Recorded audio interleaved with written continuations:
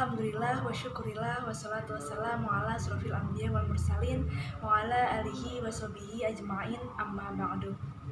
Yang terhormat Bapak Dr. Dani Muhtada MAg MA MBA dan Ibu Hikmiyatin Jalilah MAg selaku pengasuh pesantren Riset Al-Muhtada. Yang saya hormati segenap para guru dan juga para mentor pesantren Riset Al-Muhtada. Yang saya hormati pula para mahasantri pesantren Riset Al-Muhtada serta teman-teman di sini yang menyaksikan video ini. Pertama-tama, marilah kita panjatkan puji syukur kehadirat Allah Subhanahu wa taala karena atas limpahan berkat, rahmat, taufik dan hidayahnya saya di sini dapat berbagi kepada teman-teman. Tak lupa sholawat serta salam marilah kita haturkan kepada junjungan kita Nabi Agung Muhammad Sallallahu Alaihi Wasallam yang kita nanti-nantikan syafaatnya di Yaumul Qiyamah. Nah, sebelumnya perkenalkan, saya Maulana Isufaroh. Saya merupakan mahasantri pesantren Riset Al-Muhtada angkatan yang ketiga.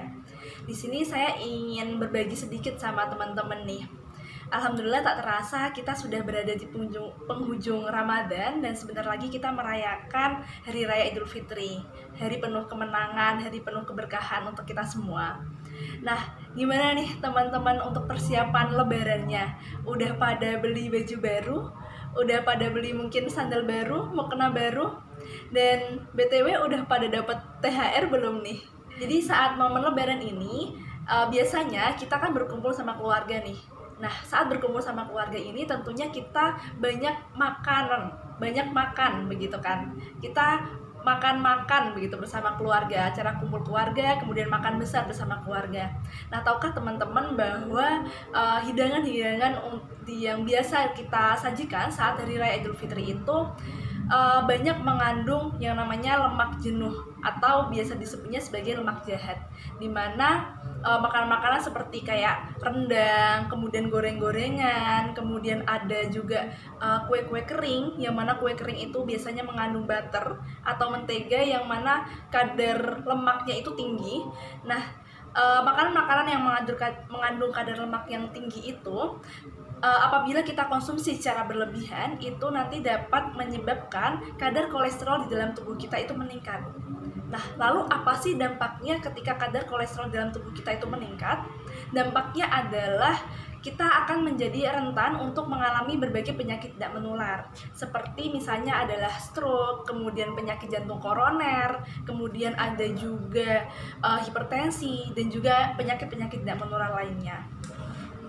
Nah, kan kita saat lebaran itu kan hari penuh kemenangan, hari penuh sukacita lah, kita seneng-seneng di hari lebaran itu. Kita kan pastinya nggak mau ya kalau di hari yang istimewa itu kita malah menumpuk penyakit di dalam tubuh kita. Jadi di sini saya mau berbagi kepada teman-teman untuk gimana sih caranya pada saat momen lebaran itu kita tetap bisa makan enak, kita bisa enjoy untuk makan-makan bersama keluarga, tapi juga tentunya tetap sadar diri bahwa kita harus membatasi nih asupan lemak yang masuk ke dalam tubuh kita, sehingga kadar kolesterol dalam tubuh kita itu tidak meningkat secara drastis. Padahal kan kita saat sebelum lebaran, kita selama 1 bulan puasa itu kan kita sudah mencicil untuk melakukan pola hidup sehat. Makanan kita sudah sehat, tubuh kita sudah terdetoks gitu selama bulan Ramadan. Tetapi jangan sampai kita di saat momen lebaran itu malah justru menumpuk kembali penyakit-penyakit yang nantinya dapat kita rasakan di masa yang akan datang. Nah, di sini saya akan membagikan 4 tips gimana caranya biar kita bisa enjoy saat lebaran, tetapi juga kita bisa tetap sadar untuk membatasi asupan makan yang berlemak ke dalam tubuh kita. Tips yang pertama adalah imbangi dengan asupan serat. Asupan serat ini dapat berupa sayur dan juga buah, di mana asupan serat berupa sayur dan buah ini terbukti dapat menurunkan kadar kolesterol di dalam darah. Begitu. Nah, berdasarkan penelitian yang telah dilakukan di Amerika Serikat, di mana respondennya ini adalah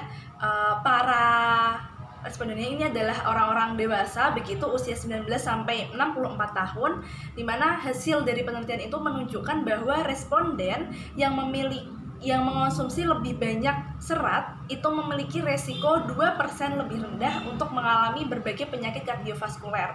Nah, untuk anjuran kita mengonsumsi serat dalam setiap harinya itu juga diatur, teman-teman. Jadi dalam sehari untuk kita usia 19 sampai 50 tahun itu dalam sehari minimal kita harus mengonsumsi serat sebanyak 25 gram per hari untuk perempuan, dan juga untuk laki-laki adalah 38 gram per hari. Ukuran segitu itu setara dengan mungkin sekitar setengah sampai 1 buah apel. Sedangkan untuk orang-orang dewasa dengan usia di atas 51 tahun itu dianjurkan untuk mengonsumsi lebih banyak serat. Jadi kadar minimalnya lebih tinggi begitu dibandingkan yang berusia 19 sampai 50 tahun. Kemudian tips yang kedua adalah kelola asupan lemak yang masuk ke dalam tubuh kita. Nah, setelah kita mengimbangi dengan makan banyak yang berserat begitu untuk menurunkan kadar kolesterol di dalam tubuh kita. Selain itu kita juga harus mengimbangi dengan jangan makan yang berlemak itu terlalu banyak begitu. Karena kalau memang sudah masuk ke dalam tubuh kita itu terlalu banyak, nanti juga tubuh kita juga susah untuk mengurainya. Nah, itu nanti akan menimbulkan penumpukan berbagai macam penyakit begitu. Nah, jadi perlu disadari bahwa teman-teman untuk jangan terlalu makan yang berlebihan, makan yang berlemak berlebihan, makanlah secukupnya begitu. Kemudian tips yang ketiga adalah hindari minuman bersoda dan juga minuman kemasan yang mengandung tinggi gula.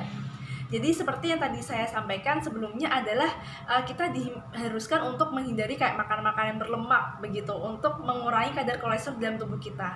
Tapi ternyata minuman bersoda dan juga minuman kemasan yang mengandung kadar gula yang tinggi itu juga dapat meningkatkan kadar kolesterol di dalam tubuh kita. Jadi perlu kita hindari. Jadi saat lebaran kan mungkin memang banyak ya kayak mungkin disediakannya dari tuan rumahnya saat kita berkunjung begitu, disediakan memang mungkin minuman bersoda. Nah, sebisa mungkin kita menghindari hal itu. Jadi lebih baik kita memang minumnya air putih saja. Jadi kita mungkin banyak misalnya makan rendang begitu atau mungkin opor ayam yang memang dia berlemak begitu. Nah, itu diimbanginya dengan minumnya air putih saja gitu. Jangan malah kita mengonsumsi minuman yang memiliki kadar gula yang tinggi. Nah, selain itu, minuman dengan kadar gula yang tinggi seperti kayak tadi minuman bersoda dan juga minuman dalam kemasan itu selain dapat meningkatkan kadar kolesterol di dalam tubuh, itu juga dapat meningkatkan kadar glukosa dalam tubuh yang mana itu dapat meningkatkan resiko kita untuk mengalami penyakit diabetes mellitus. Selanjutnya, tips yang keempat adalah jangan lupa aktivitas fisik.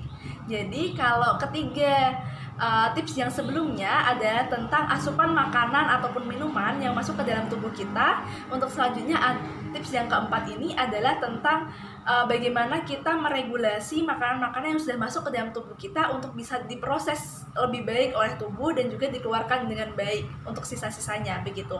Nah, salah satu caranya memang adalah dengan melakukan aktivitas fisik. Nah, aktivitas fisik yang disarankan ini mungkin nggak yang terlalu muluk-muluk atau mungkin aktivitas fisik yang terlalu berat begitu, tapi yang setidaknya teman-teman itu juga melakukan aktivitas fisik ringan begitu, misalnya seperti jalan kaki gitu, mungkin setiap pagi begitu jalan kaki keliling kompleks seperti itu. Jadi aktivitas fisik yang bisa kita lakukan ya aktivitas fisik yang ringan-ringan saja, jangan jika memang tidak terbiasa untuk melakukan aktivitas fisik berat, ya lakukanlah aktivitas fisik yang ringan-ringan saja seperti berjalan kaki. Nah, itu dia 4 tips yang bisa saya berikan untuk menjaga kadar kolesterol di dalam tubuh kita itu tetap stabil saat lebaran. Jangan sampai kita di hari kemenangan, di hari yang fitri itu, di hari yang kita penuh sukacita, itu kita malah justru menumpuk sumber-sumber penyakit ke dalam tubuh kita. Sekian dari saya, minal aizin wal faizin, mohon maaf lahir dan batin. Terima kasih. Wassalamualaikum warahmatullahi wabarakatuh.